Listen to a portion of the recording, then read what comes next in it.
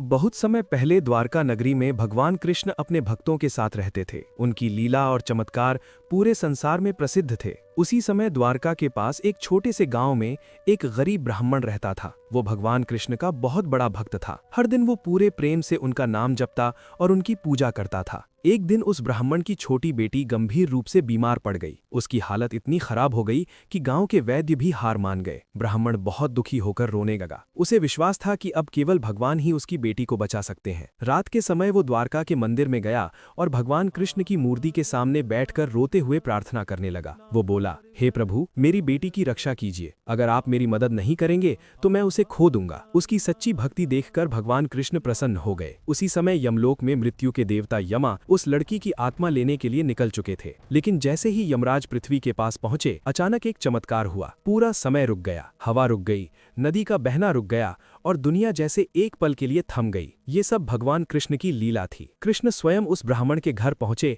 और अपनी दिव्य शक्ति से उस लड़की के सिर पर हाथ रखा। कुछ ही क्षण में लड़की की सांसें वापस चलने लगीं और वो धीरे धीरे उठकर बैठ गई। जब समय फिर से चलने लगा तो यमराज ने देखा कि लड़की अब जीवित है। वे समझ गए कि ये भगवान कृष्ण की इच्छा है, इसलिए वे वापस यमलोक लौट गए। जब ब्राह्मण ने अपनी बेटी को जीवित देखा तो उसकी खुशी का ठिकाना नहीं रहा। वो तुरंत द्वारका गया और भगवान कृष्ण के चरणों में गिरकर धन्यवाद देने लगा। भगवान कृष्ण मुस्कुराए और बोले, सच्ची भक्ति में इतनी शक्ति होती है कि वो समय को भी बदल सकती है। कहा जाता है कि उस दिन के बाद पूरे गांव में भगवान कृष्ण की महिमा और भी बढ़ गई। जब भक्ति सच्चे दिल से की जाए तो भगवान अपने भक्तों की रक्षा के लिए असंभव को भी संभव बना देते हैं। इस तरह के आध्यात्मिक व जीवन उपयोगी वीडियो देखने के लिए हमारे चैनल को सब्सक्राइब, लाइक, कमेंट, शेयर जरूर करें।